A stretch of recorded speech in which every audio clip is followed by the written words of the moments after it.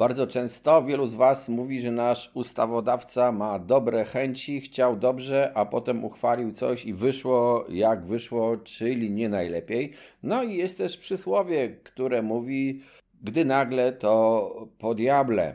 Nie trzeba się czasami bardzo śpieszyć, warto chwilę pomyśleć. Ja się w ogóle zastanawiam, co robią prawnicy obsługujący Sejm i rząd, jeżeli wypuszczane są buble prawne, albo samo prawo wprowadzane jest w ten sposób, że potem czytamy w mediach, że ojej, co się stało, notariusze napisali około 1000 nieważnych umów sprzedaży nieruchomości.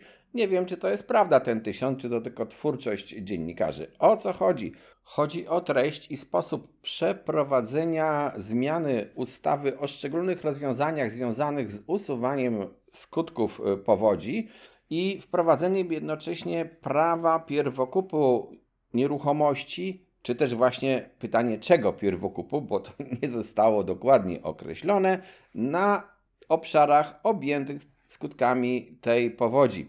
Jeżeli interesuje Ciebie rynek nieruchomości, prawo w nieruchomościach, trendy, przepisy, subskrybuj ten kanał, pisz nam w komentarzach sugestie nowych audycji, dziel się swoimi uwagami o rynku nieruchomości, a zapraszamy również na stronę symen24.pl, gdzie znajdziesz wiele naszych audycji wzbogaconych o dodatkowe dane oraz kursy obrotu nieruchomościami.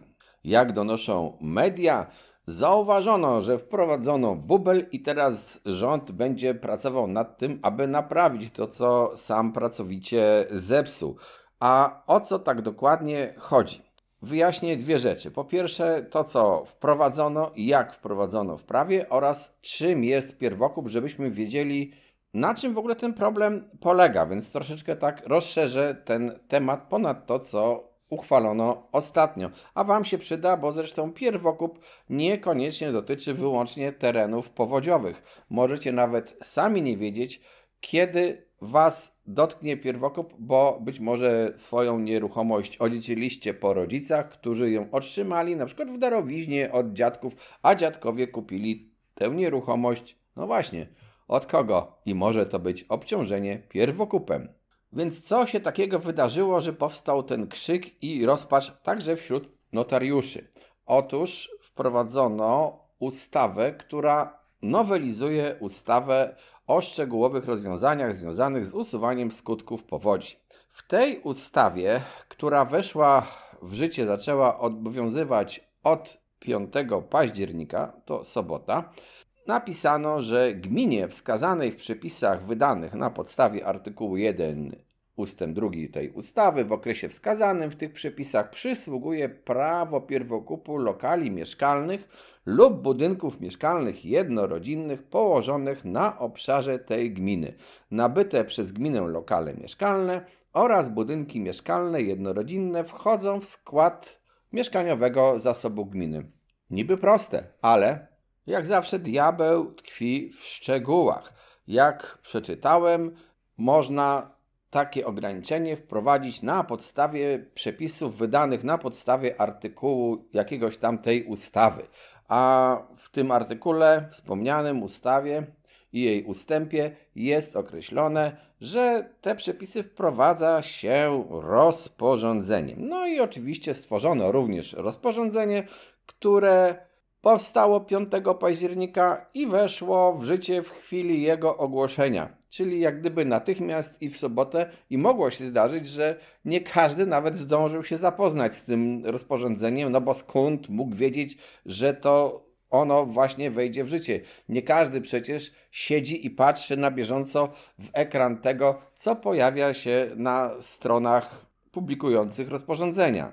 I w tym rozporządzeniu, które weszło w życie 5 października, podano, że artykuł mówiący o prawie gmin do pierwokupu będzie obowiązywał do 30 kwietnia 2025 roku. Od razu mówię, że oczywiście dotyczy tych gmin, gdzie są stosowane szczególne rozwiązania związane z usuwaniem skutków powodzi z września 2024. No i w tym krótkim, nowym artykule jest kolejny problem, bo napisano również, że to prawo pierwokupu dotyczy lokali mieszkalnych lub budynków mieszkalnych jednorodzinnych położonych na obszarze tej gminy. A teraz dodam, jak się wykonuje prawo pierwokupu.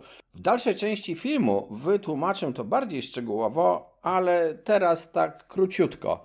Najpierw musi dojść do chęci zawarcia transakcji sprzedaży jakiejś nieruchomości. Sporządzana jest wtedy warunkowa umowa sprzedaży.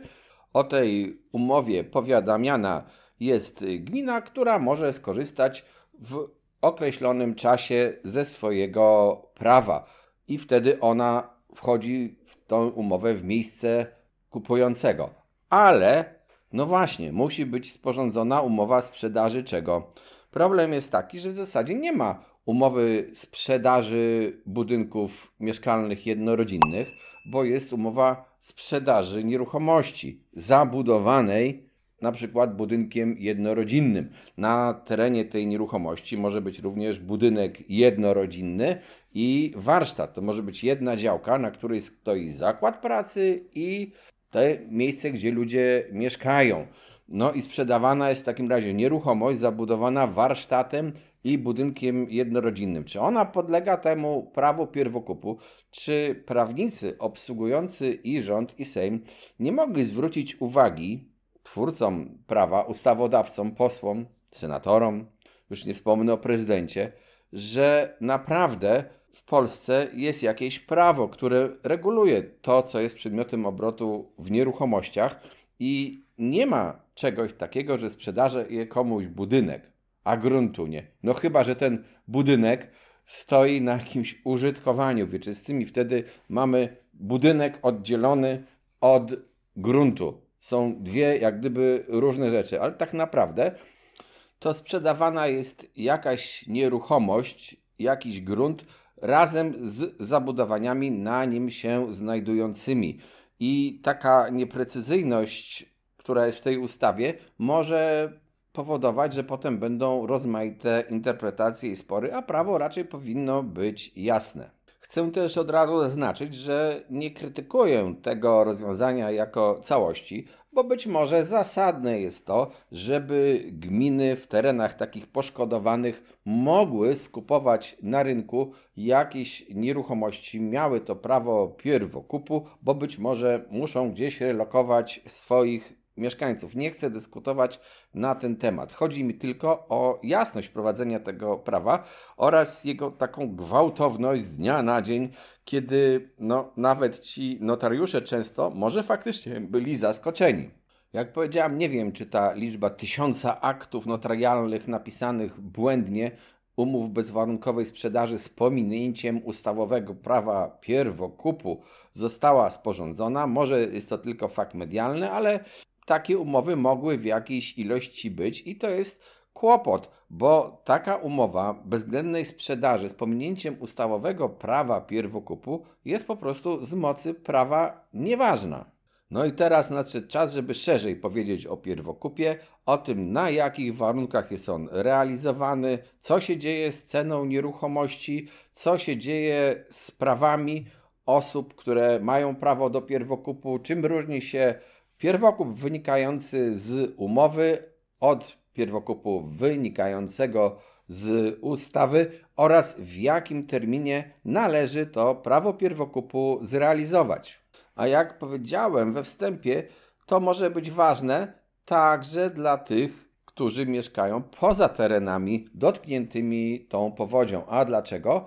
Bo prawo pierwokupu również obowiązuje w przypadku sprzedaży niezabudowanej nieruchomości nabytej uprzednio przez sprzedawcę od Skarbu Państwa albo od jednostek samorządu terytorialnego, albo jeżeli zbywane jest prawo użytkowania wieczystego niezabudowanej nieruchomości gruntowej, niezależnie od formy nabycia tego prawa przez zbywcę, albo na przykład nieruchomości położonej na obszarze przeznaczonym w planie miejscowym na cele publiczne, albo nieruchomości, dla której została wydana decyzja o lokalizacji inwestycji celu publicznego. Tych punktów jest zresztą więcej i tutaj w opisie dam Wam link do strony, na której znajdziecie kiedy obowiązuje to prawo pierwokupu oraz kiedy może ono zostać wykluczone, kiedy po prostu prawo pierwokupu nie przysługuje i w jakichś też sytuacjach, na przykład kto jest nabywcą, a kto zbywcą, takie prawo pierwokupu nie przysługuje gminie czy też skarbowi państwa, ale dlaczego Was odsyłam? Dlatego, że jest to po prostu bardzo długi artykuł z ustawy o gospodarce nieruchomościami i nie chcę go tutaj cytować w całości w filmie, żeby Was nie zanudzać i nie gubić głównego wątku, na czym podlega pierwokup. Jak już wspomniałem, prawo pierwokupu może być ustanowione umową albo ustawą. I tych ustaw, które ustanawiają prawo pierwokupu, to jest na przykład właśnie wspomniana wcześniej ustawa o gospodarce nieruchomościami, czy też ustawa o lasach, albo ustawa o kształtowaniu ustroju rolnego. A kiedy umową ustanawiamy prawo pierwokupu? Może być to przy różnych sytuacjach, bo może być to na przykład sytuacja taka, że ktoś sprzedaje komuś albo darowuje komuś jakąś nieruchomość, ale może nie chce, żeby w przyszłości sąsiadem stał się ktoś inny, nieznany. Wobec tego w tej umowie zastrzega sobie prawo pierwokupu. Może być też tak, że ktoś na przykład będzie dzierżawił jakąś nieruchomość, ale chce tam poczynić duże nakłady i w związku z tym, gdyby ten właściciel, od którego on dzierżawi tę nieruchomość w przyszłości, chciał ją sprzedać, to ten ktoś sobie zawarowuje to prawo pierwokupu.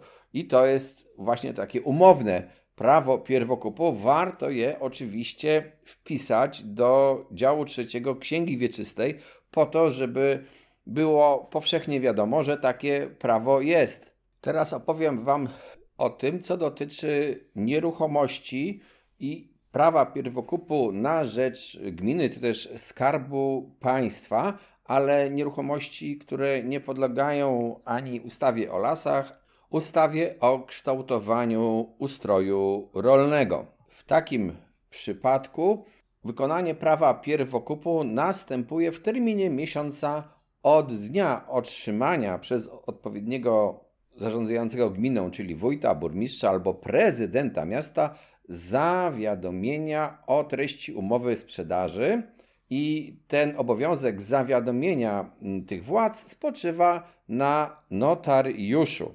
I to prawo wykonuje się w ten sposób, że wójt, burmistrz albo prezydent składa oświadczenie w formie aktu notarialnego u notariusza, który go zawiadomił o właśnie tej umowie, tej sprzedaży, o tej umowie warunkowej, a jeżeli jest to niemożliwe, no to u innego notariusza, gdyby to było niemożliwe albo napotykało jakieś zadziwiające trudności.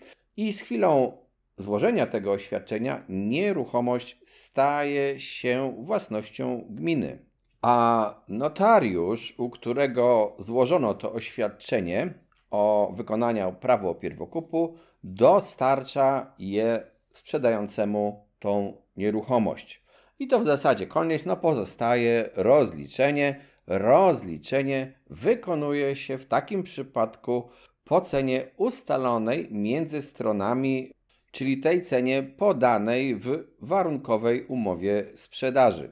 Jak łatwo się domyślić, to oznacza, że poprzez wykonanie pierwokupu dochodzi do sprzedaży, do zawarcia umowy o tej samej treści, co była ta umowa warunkowa, tylko że osobą kupującą jest kto inny, czyli ten uprawniony do pierwokupu. Oczywiście osoba tworząca prawo, czy też osoby tworzące prawo, kodeks cywilny i inne ustawy przewidują, że ktoś mógłby chcieć sztucznie uniemożliwić to prawo pierwokupu albo bardzo je utrudnić, udaremniać. No i przewidziano w związku z tym, że postanowienia umowy z osobą trzecią mające na celu udaremnienie tego prawa pierwokupu są względem uprawnionego bezskuteczne. Również w przepisach określonych jakimiś szczególnymi ustawami można uregulować to, że pierwokup nie będzie dokładnie wykonany z treścią właśnie umowy tej warunkowej. Wspomniałem też, że prawo pierwokupu może wynikać również z umowy. Na przykład właśnie przy okazji sprzedaży komuś kiedyś tej nieruchomości zawartych postanowień i powinno być ono wpisane w dziale 3 Księgi Wieczystej. Ponieważ dzięki temu żaden nabywca takiej nieruchomości nie będzie mógł się zasłaniać tym, że o prawie pierwokupu to on nie wiedział. Dlaczego? Dlatego, że w odróżnieniu od tego, co jest związane z pierwokupem przysługującym, w uproszczeniu, Skarbowi Państwa, tam dokonanie sprzedaży bez przeprowadzenia całej procedury czyni po prostu taką sprzedaż z mocy prawa nieważną. Natomiast jeśli ten pierwokup przysługuje komuś innemu niż właśnie Skarb Państwa, no to mamy sytuację z taką, że jeżeli zobowiązany z tytułu prawa pierwokupu sprzedał tę nieruchomość bezwarunkowo i nie zawiadomił tego uprawnionego do pierwokupu o tym, że ma zamiar sprzedać taką nieruchomość, albo jeżeli podał tej osobie fałszywe informacje, które spowodowały, że on z tego prawa pierwokupu nie skorzystał, bo na przykład podał 3 razy zawyżoną cenę, no to wtedy ponosi on odpowiedzialność za spowodowaną szkodę, co stanowi istotną różnicę w stosunku do po prostu nieważności umowy sprzedaży zrealizowanej z pominięciem ustawowego pierwokupu. A jak w praktyce wyglądają transakcje obrotu nieruchomościami, które są obciążone pierwokupem Skarbu Państwa? No i to trzeba powiedzieć, że tu jest pewien kłopot, ponieważ to jest dodatkowa procedura, którą należy przejść. A przecież często się zdarza, że kupujący chciałby posłużyć się kredytem. Wobec tego on musi wiedzieć, czy dostanie ten kredyt. Musi ta nieruchomość zostać wyceniona, musi być określone, czy bank będzie chciał ją uznać za zabezpieczenie, a ponieważ te wszystkie czynności, działania wymagają czasu, a sprzedający może nie chcieć czekać na nabywcę, to być może wcześniej została zawarta jakaś umowa przedwstępna. Jak już wszystko będzie wiadomo, no to zawierana jest ta umowa warunkowa, a później jest zawierana ostateczna umowa sprzedaży, jeżeli nie został wykonany ten pierwokup. To wszystko oznacza, że sam proces obrotu nieruchomością, proces sprzedaży, finalizacji właściwie obrotu nieruchomością zostaje wydłużony o tę całą procedurę związaną z pierwokupem. Dla osób posiadających i chcących sprzedać mieszkania lub domy jednorodzinne na terenach dotkniętych powodzią, tych wymienionych w rozporządzeniu, no to jest sytuacja taka, że są obciążeni tym pierwokupem do 30 kwietnia 2025 roku, czyli jeszcze jakieś mniej więcej pół roku to obciążenie będzie na nich ciążyło. Jeżeli nie chcą walczyć z tym pierwokupem, no to będą po prostu musieli przesuwać umowy sprzedaży poza ten dzień 30 kwietnia, co dziś może jeszcze być raczej niechętne, no bo to pół roku, ale jeżeli te sprzedaże będą następowały, czy miały się finalizować gdzieś w okolicach marca, lutego, czy też kwietnia, no to im bliżej tego 30 kwietnia, tym więcej sprzedaży będzie po prostu przekładanych na maj, no bo po co masz zawierać tą całą procedurę, umowę warunkową sprzedaży na przykład 15 kwietnia, jak już w maju możesz sprzedać za 2-3 tygodnie bez całego tego cyrku.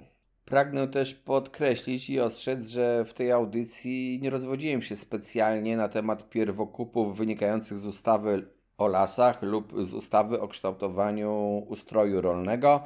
To są jedynie pierwokupy wynikające z tych dwóch ustaw, czyli ustawy o gospodarce nieruchomościami i tej ustawie dotyczącej zwalczania skutków powodzi, a także omówione zostały przepisy wynikające z kodeksu cywilnego.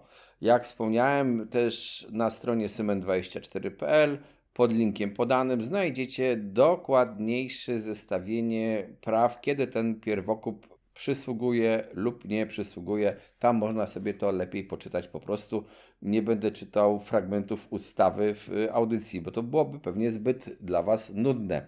No i cóż, jeżeli interesuje Was prawo w nieruchomościach, jeżeli interesuje Was rynek nieruchomości, trendy, co tu się zmienia, to subskrybujcie ten kanał. Zapraszam do wspierania. Wspierający zawsze dostają więcej. Spójrzcie się na listę programów przewidzianych tylko dla wspierających. I cóż, trzymajcie się.